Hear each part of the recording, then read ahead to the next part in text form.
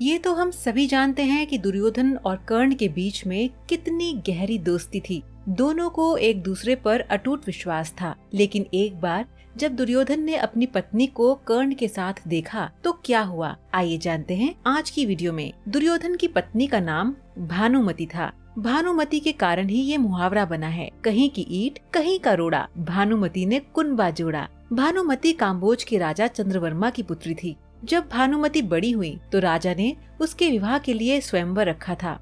स्वयंवर में शिशुपाल, जरासंध, रुक्मी, वक्र और दुर्योधन और कर्ण समेत कई राजा आमंत्रित थे। मान्यता है कि जब भानुमति हाथ में माला लेकर अपनी दासियों और अंगरक्षकों के साथ दरबार में आई और एक एक करके सभी राजाओं के पास से गुजरी तो दुर्योधन चाहता था कि भानुमति माला उसे ही पहना दे, लेकिन ऐसा हुआ नहीं। वो दुर्योधन के सामने से आगे बढ़ गई। तब दुर्योधन ने भानुमति के हाथ से माला झपट कर खुद ही अपने गले में डाल ली। सभी राजाओं ने तलवारें निकाल ली। दुर्योधन ने सब योद्धाओं से कर्ण से युद्ध की चुनौती दे दी, जिसमें कर्ण ने सभी को परास्त कर दिया था। भानुमति को हस्तिनापुर ले आने के बाद दुर्योधन ने उसे ये कहकर सही ठहराया कि भीष्म पितामह भी अपने सौतेले भाइयों के लिए अंबा, अंबिका और अंबालिका का हरण करके ले आए थे। इसी तर्क से भानुमति भी मान गई और दोनों ने विवाह कर लिया। दोनों के 2 संतान हुई। एक पुत्र लक्ष्मण था जिसे अभिमन्यु ने युद्ध में मार दिया था, और पुत्री लक्ष्मणा जिसका विवाह कृष्ण के जामवंती से जन्म पुत्र साम से हुआ था। कहते हैं कि भानुमति का कर्ण के साथ अच्छा संबंध हो चला था। दोनों एक दूसरे के साथ मित्र की तरह रहते थे।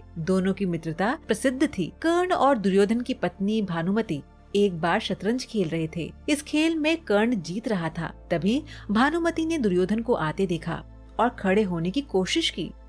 दुर्योधन के आने के बारे में कर्ण को पता नहीं था, इसलिए जैसे ही भानुमति ने उठने की कोशिश की, कर्ण ने पकड़कर बिठाना चाहा। भानुमति के बदले उसके मोतियों की माला कर्ण के हाथ में आकर टूट गई। दुर्योधन तब तक कमरे में आ चुका था। दुर्योधन को देखकर भानुमति और कर्ण दोनों डर गए कि दुर्योधन को कहीं कुछ गलत शक न हो जाए, परंतु दुर्योधन को कर्ण पर बहुत विश्वास था। उसने सिर्फ इतना ही कहा कि मोतियों को उठा ले, और वह जिस उद्देश्य से आया था उस संबंध में कर्ण से चर्चा करने लगा। इस विश्वास के चलते ही कर्ण गलत समझ लिए जाने से बच गए।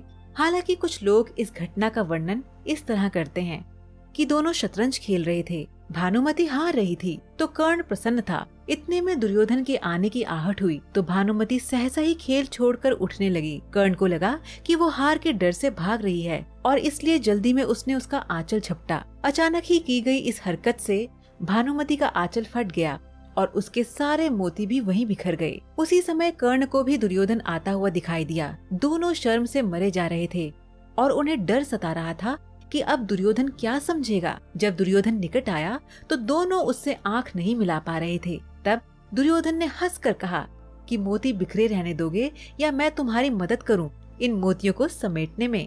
कहते हैं कि भानुमति बेहद ही सुंदर, आकर्षक, तेज बुद्धि और शरीर से काफी शक्तिशाली थी।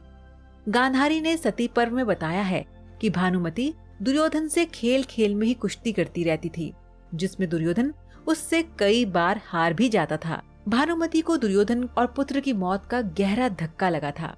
तो दर्शकों, आज का सवाल आपके लिए ये है कि क्या आप बता सकते हैं कि दुर्योधन के कुल कितने भाई थे? आप इसका जवाब हमें नीचे कमेंट बॉक्स में दीजिए। हमें आपके जवाब का इंतजार रहेगा।